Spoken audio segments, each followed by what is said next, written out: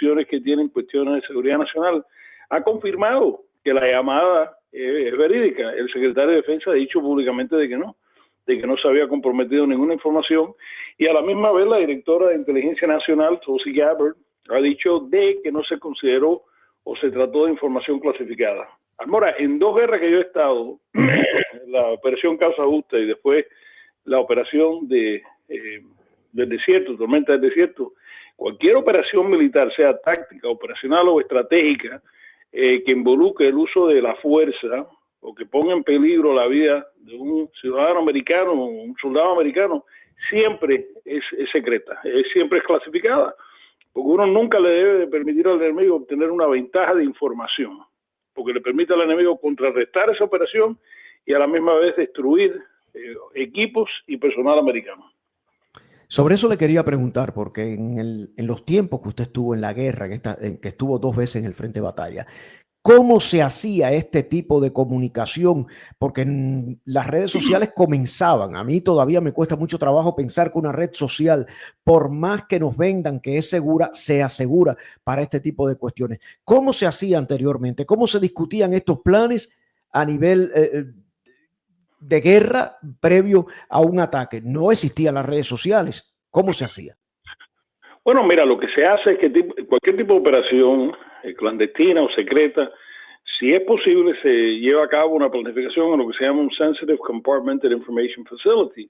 Eso quiere decir un sitio, un cuarto, una facilidad que se puede discutir o hablar información delicada, ultra secreta, donde no se le da acceso a cualquiera. Inclusive en muchas de ellas tú no puedes entrar con tu teléfono celular, no puedes entrar con ningún tipo de radio, ningún tipo de equipo electrónico, porque existe la peligrosidad de que se vaya a hacer interceptada información desde ese sitio. Y entonces es un lugar donde por lo general está bajo vigilancia de la policía militar, y si tú no tienes acceso, es decir, hay una lista de acceso, si tú no estás en la lista, a pesar del rango que tengas, puede ser un general de 4 estrellas, si tú no estás en la lista de acceso, no te permiten entrar, porque es el lugar donde se trata la información más delicada, sea de señales de inteligencia, sea de imágenes de inteligencia, o sea de inteligencia humana, es decir, información que se obtiene a través de fuentes humanas. Entonces, ahí se planifica si se puede en esos lugares para limitar precisamente que se vaya a ver algún salidero de información que le puede dejar saber a un enemigo cuáles son nuestras intenciones, nuestra capacidad, nuestros pasos que vamos a dar. Vuelvo a repetir, esto no es una cosa que se hace en algunas operaciones, yo creo que se hace en todas las operaciones. No sé que uno esté en el campo de batalla y se va a orientar a una operación de pronto, pero aún así se limita el acceso de la información a las personas que están más íntimamente involucrados en planificar y después, por supuesto, en ejecutar esa operación. Así que yo he visto que el director de la CIA y la directora de Inteligencia Nacional han dicho, bueno, no se discutió, no se comentó nada clasificado. Bueno, si ustedes están planificando llevar a cabo una operación de inteligencia, y toda operación requiere inteligencia para ser efectiva, entonces eso es clasificado. En ese momento esa operación es por lo mucho menos secreta, y te garantizo que muy pocas personas tienen acceso a esa información. Casi siempre cuando hay una operación como esta, la que acabamos de ver, se asigna 1 o 2 oficiales de contrainteligencia para asegurarse que todos los pasos se han tomado para no dar a conocer esa información a personas o a medios que pudieran interceptar esa información. Porque la información, si se obtiene por un enemigo, aun si es un país neutral, por ejemplo, le pudieran haber avisado a los hutíes que venía un ataque, pudieran haber orientado sus armas antiaéreas. Ellos no tienen fuerza aérea, pero tienen armas antiaéreas, y en algunos casos países como Rusia, Cuba, Venezuela, Nicaragua, cualquier país que tenga malas intenciones contra los Estados Unidos, le hubiera entregado esa información a los enemigos nuestros para que fracasara esa operación.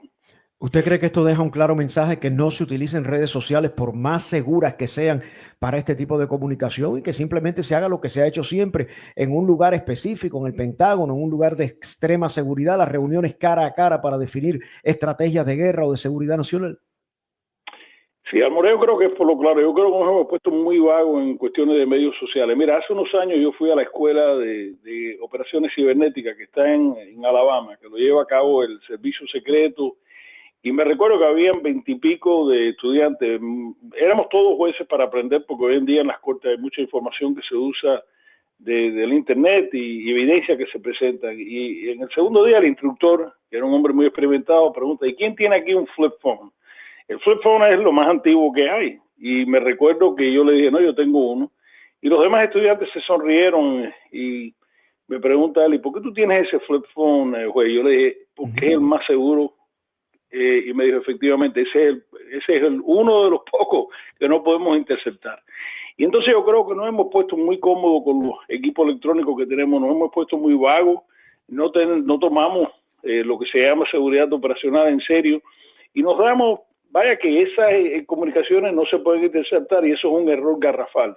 Por eso precisamente la Corte Suprema de los Estados Unidos exige hoy en día, cuando la policía va a interceptar una llamada a través de un teléfono celular o un iPhone, que tiene que haber una orden de arresto o una orden de registro, una orden que le permita a esa agencia, porque hoy en día la información es muy fácil de obtener a través de esos medios, y uno tiene ciertas expectativas, erróneas que sean, que hay cierta privacidad en esas llamadas, y la realidad es que no existe. Yo creo que fue una negligencia, yo creo que fue un error garrafal. ¿Qué consecuencias va a tener para el secretario de Defensa, para el asesor de Seguridad Nacional y el jefe de la CIA y que es la directora de Inteligencia Nacional? Eso depende del presidente, eso depende del Congreso americano, pero que fue un error, y un error que pudiera haber tenido consecuencias terribles, de eso no me cabe la menor duda. Doctor Milian, me queda un minuto y hay una información de la NBC que acaba de darse a conocer en las últimas horas. El líder, el speaker de la mayoría republicana, Mike Johnson, está dejando entrever que tiene presiones y habría intenciones de tratar de eliminar algunas cortes y jueces federales que se están oponiendo a la agenda del presidente Donald Trump. ¿Eso es posible desde el punto de vista legal? Bueno, yo creo que hay muchas cosas que son posibles. Primero hay que enmendar la Constitución americana, y segundo tiene que, a través del proceso de presupuesto, eliminar los fondos que se utilizan para alimentar esas cortes, ese sistema de cortes. Pero yo creo que eso sería un paso muy peligroso. Yo creo que en todos los países que se convierten en dictaduras, sea de derecha o de izquierda, siempre tratan de eliminar el proceso de filtración o de revisar leyes y legislación a través de las cortes. Aquellos que son cubanos, y somos nosotros, saben que el habeas corpus fue eliminado en Cuba en el año 59 y nunca ha regresado. Las cortes se han convertido en títeres de la dictadura, y vuelvo a repetir, yo creo que las cortes se han convertido en los últimos 250 años en una especie de escudo para limitar el poder de la rama legislativa y la rama ejecutiva.